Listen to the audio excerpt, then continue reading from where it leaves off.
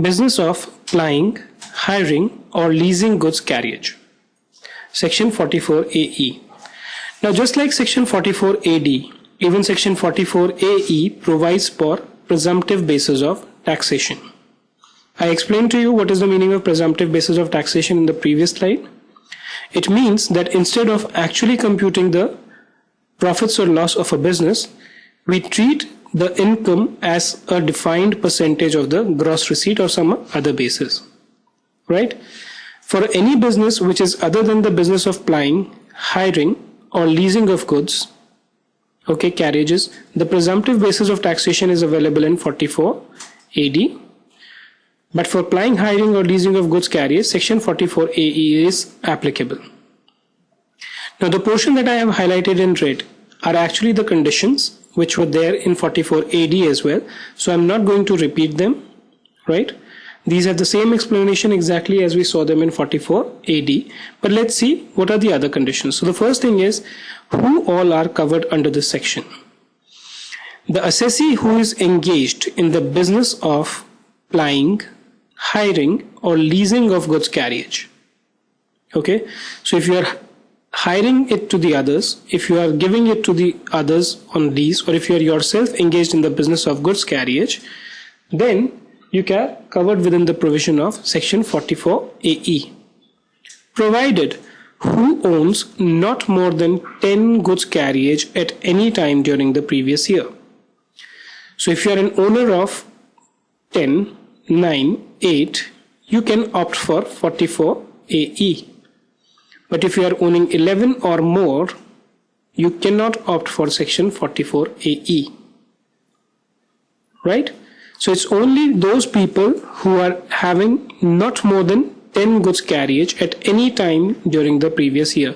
What this means is, let's say for example, at some point in time you have 11, but you sell 2, and let's say on 31 March of the relevant financial year, what you own is only 9.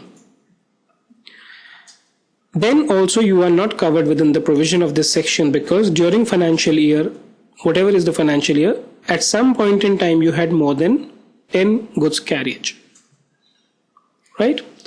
So once you have, let's say for example, 10 goods carriage or less, then how much is your income?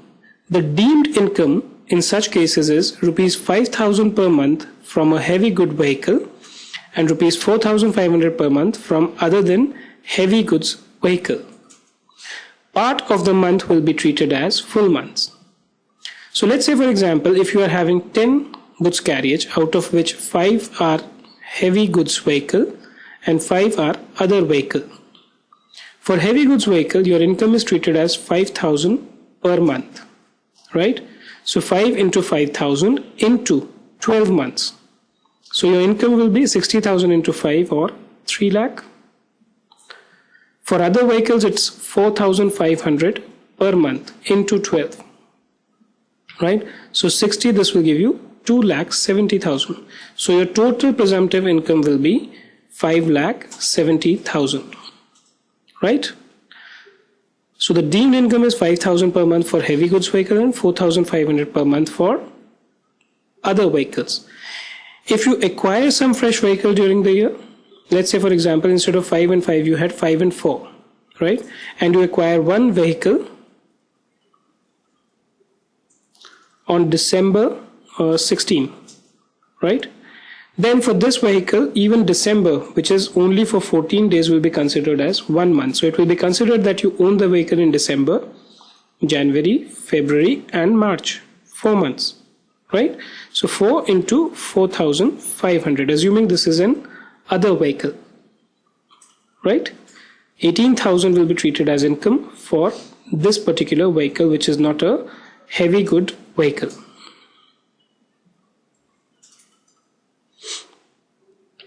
This is about the treatment of income. Of course, once you opt for this, no further deductions shall be allowed. But if you are a partnership firm, salary and interest of the partners is allowed. Written down value of the asset computed as if you've claimed depreciation, but deduction under section 80C to 80U are available. Again, turnover conditions we discussed earlier. Claim of income to be lower than profit, that option is available, right? And what's the meaning of heavy good vehicle? Heavy good vehicle means any good carriage the gross vehicle weight of which exceeds 12,000 kgs. Okay. So if the weight of your vehicle exceeds 12,000 kilograms, then it's a heavy good vehicle. If it is less than 12,000, it is not a heavy good vehicle. And this heavy good vehicle may be either owned by the person who's engaged in this business. He could have taken it on hire purchase, or he could have taken it on installment. In all these cases, you can be covered within the provision of these sections.